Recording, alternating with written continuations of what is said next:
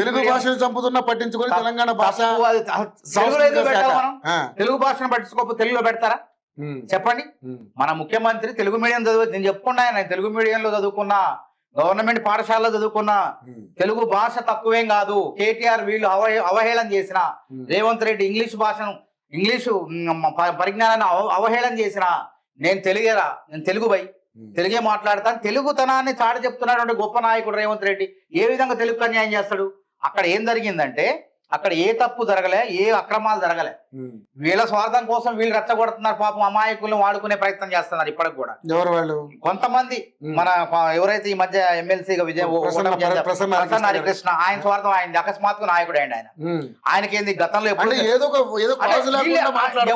ఎప్పుడండి వాళ్ళ స్వార్థం కోసం కాదండి. మేము రాజకీయ గారు ఏదన్నా ఒక ప్రభుత్వం ప్రసన్న హరికృష్ణ నాయకుడు ఎప్పుడేంటండి? నేను చెప్తాను, మొన్నటి దాకా ఆయన కోచింగ్ సెంటర్ పెట్టుకుని కోట్లు సంపాదించిండు. మొన్న అంతకు ముందు కూడా మీరు అశోక్ కుమార్ అంతే అన్నారు. అంతే కదా, వాళ్ళ స్వార్థం కోసం కోచింగ్ సెంటర్ తప్పి సంపాదించి ప్రసన్న హరికృష్ణ ఎక్కువ సంపాదించిండు. ఇంకా ఆ డబ్బులతోనే పోటీ చేసిండు ఆయన. కాంగ్రెస్ టికెట్ అడిగిండు, కాంగ్రెస్ నిరాకరించింది. కాంగ్రెస్ అభ్యర్థి వేరే వాళ్ళకి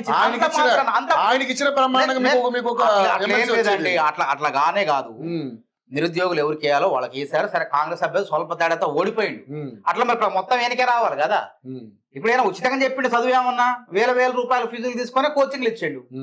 ఉత్తగా వీలే కదా. ఆ డబ్బు సంపాదిండు. పక్క గవర్నమెంట్ లెక్చర్, ఓ పక్క కోచింగ్, 2 రకాల ఆదాయం ఉంది కదా. ఏమైనా త్యాగం చేసిండా చెప్పండి?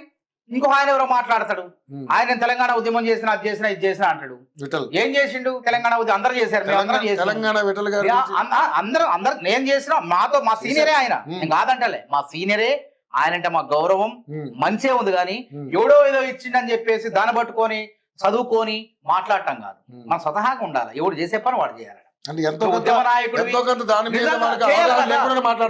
అవును. జీవో నెంబర్ 29 దాన్ని తెలవకుండా తీర్మానం మాట్లాడిండు. తెలుసుకొని మాట్లాడు. ఎందుకు 29 సవరణ చేయాల్సి వచ్చింది అనేది. అదే విధంగా ఇష్టం వచ్చినట్టు ఏదో ఎవడో చెప్పడం అట్లా కాదు. మనం ఎవరికి ఇప్పుడు 523 మందికి ఉద్యోగాలు వస్తున్నాయి. మరి వాళ్ళు నిరుద్యోగులు కాదా? వాళ్ళు ఎంత కష్టపడి మొత్తం బాహ్య ప్రపంచాన్ని, పక్కన ఉన్నటువంటి సినిమాలని అన్నిటిని కూడా త్యాగం చేసి కూర్చొని కష్టపడి తినక చదివి ఇవాళ విజయం సాధించారు.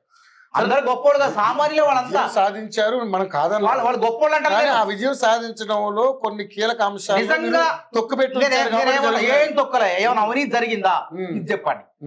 ఒకటి బదులు ఇంకోటి ఎగ్జామ్ రాసిండా చెప్పండి. అది జరిగిందా?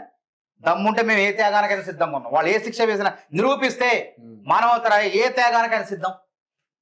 అరే ఉత్తర గాల్లో నోట్లో మాటలు ఉన్నాయి కానీ కాంగ్రెస్ పార్టీని బదనాం చేసి ఎవడో చెప్పిండని చెప్పి ఒకడు, వాడికి ఏదో ఉపయోగపడాలని ఇంకోడు. బీఆర్ఎస్ పార్టీ తప్పు చేసింది కాబట్టి కాంగ్రెస్ కూడా తప్పు చేయకపోయినా చేసినట్టు ప్రచారం చేయాలని చెప్పి సోషల్ మీడియాని వాడుకొని కొంతమంది సోషల్ మీడియాలో మొన్న కొంతమంది వాళ్ళని ప్రచారం చేసి డబ్బులు ఇచ్చి మరి ముఖ్యమంత్రిని బూతులు లెక్కిస్తున్నారు.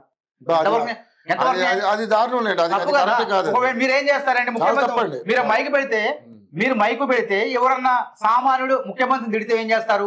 ఆ తిట్టు వినపడకుండా బీఫ్ చేస్తారు. అంటే బీఆర్ఎస్ ఆఫీస్ లో వీడియోలు చేపించి బీఆర్ఎస్ ఆఫీస్ లో తిట్టించి $3,000-4,000 ఇచ్చి మళ్ళా వాళ్ళ గ్రూపుల్లో పోస్ట్ చేస్తారు. కనీసం ఇంగిత జ్ఞానం ఉండాలా జర్నలిస్ట్ అన్నోడు? అరే ముఖ్యమంత్రిని తిట్టారు, తెలుసో తెలియకో తిట్టారు, ఆ బూతు పదాలు మళ్ళా బీఫ్ చేయాలి కదా. జర్నలిజం విలువలు కదా, విలువలు లేకుండా ఆ విధంగా ఇప్పుడు ఏం చేస్తున్నారు? ఇప్పుడు ఏం చేస్తారు? కొంతమంది ఇట్లాంటి వాళ్ళు ఉపయోగించుకొని కాంగ్రెస్ ప్రభుత్వం మీద పడి నిరుద్యోగులు రెచ్చగొట్టని కొంతమందిని ఉసుగొలుపుతున్నారు. నేను దయచేసి నిరుద్యోగులకు చేతులు జోడించి మొక్కుతున్నా. ఇది కాకపోతే ఇంకోటి దునియా ఉంది మనకి.